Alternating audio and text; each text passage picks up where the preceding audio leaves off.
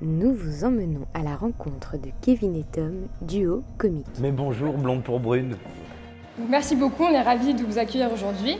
Donc vous êtes comédien, chanteur, instrumentiste, humoriste et vous venez de créer ce nouveau duo Kevin et Tom. Donc on peut vous retrouver actuellement au théâtre du Grand Point Virgule à Paris. Est-ce que vous pouvez nous en dire un peu plus sur l'origine de la création de ce duo?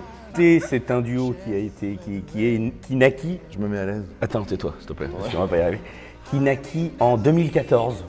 Et la rencontre entre ce monsieur et moi-même était en 2013. Et puis on n'a rien cherché du tout, on s'est marré et puis ça a donné un spectacle en fait. On s'est pas dit on va écrire avec un encrier.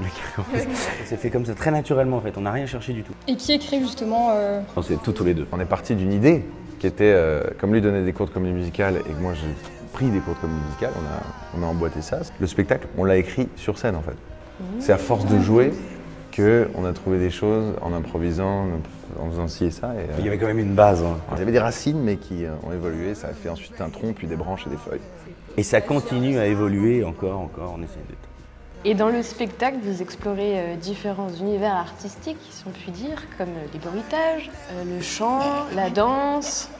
Donc il y a beaucoup d'éléments qui sont mis en scène. Est-ce qu'il y a une petite particularité que vous préférez parce que Comme c'est un cours de comédie musicale. C'est le prétexte en fait. Voilà, exactement. On peut avoir une petite démo? Très bien. Je vais donc aujourd'hui vous faire la démonstration de l'aspirateur. À ce stade, l'aspirateur est donc invisible. Putain, explique pas tout, ouais. Fais-le. Fais-le. Just do it.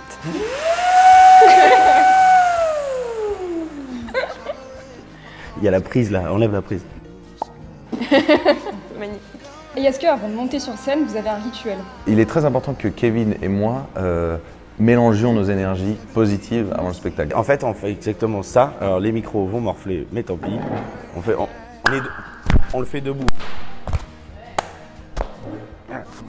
C'est rythmé. 3 fois. 3 fois.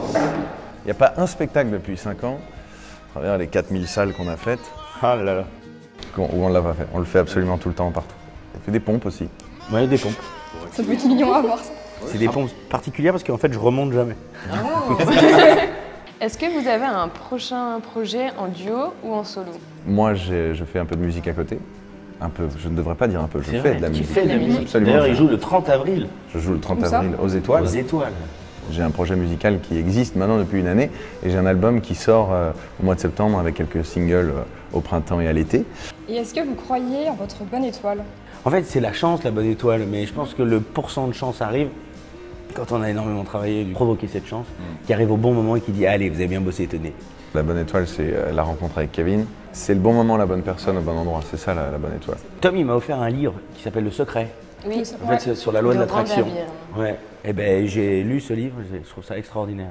Attention, on n'a pas l'attraction, pas le grand 8. Hein. Est-ce que vous auriez un conseil à donner pour les lecteurs de casting? Il ne faut absolument pas faire ce métier, ni pour l'argent, ni pour la notoriété. Il faut le faire parce que c'est indispensable d'être sur scène et de donner de sa personne à travers l'art, le 7e art, la musique ou la comédie. C'est beau ce que tu dis, putain. Amène les mouchoirs. Moi, je dirais qu'il faut travailler beaucoup, et ne pas avoir peur du regard de l'autre. C'est-à-dire faire ce qu'on a envie. Dernière chose, il faut aussi s'inspirer des autres, mais pas faire comme eux. Trouver l'originalité. En fait, il ne faut jamais faire comme. Ouais. Tu fais ce qui te touche, puis après, c'est le public qui décide. Comment vous faites pour arriver à garder la même énergie avant chaque représentation? Mais ça s'explique pas, ça. C'est une histoire d'énergie. Tous les soirs, en fait, on a ce désir-là d'aller faire rire. Et moi, j'ai tellement confiance en ce spectacle et en l'énergie qu'on a tous les deux. Et je pense que cette alchimie qu'on a dans la vie, elle transpire aussi sur scène. Ah bah c'est clair. Bah, c'est pour avoir vu le spectacle, Ouais, c'est c'est vrai. vrai. Hein. Tom, il a un truc qui est assez fascinant, c'est que parfois, il dit pas du tout le texte. Ça, vous le savez pas. Il part sur une autre histoire, il part ailleurs, et du coup, faut suivre. Donc il y a quand même une grande place à l'improvisation aussi. bien quoi. sûr. Ah oui. D'ailleurs, vous étiez bien en princesse. Parce qu'il faut dire quand même qu'on fait monter une jeune demoiselle sur scène, n'est-ce pas? Et puis, samedi, sans le savoir, c'est tombé sur Brune.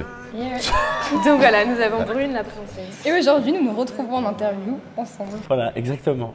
Et donc nous avons une dernière question. Est-ce que vous préférez les blondes ou les brunes? Vous allez être très bien servi parce que, vas-y. Ouais, ben, moi, je préfère les blondes. Et moi, je préfère les brunes. Ah bah voilà. Voilà. Ouais. Comme ça, on Sa est petite servis amie chacune. est blonde, sa petite amie, elle est exactement comme toi. Et bah voilà. D'ailleurs, on Enfin, elle a pas peut le peut-être micro, là. aller boire un verre. Ouais, un truc. ouais, allez. On y va. Mais carrément. Mais allez. driving towards tomorrow.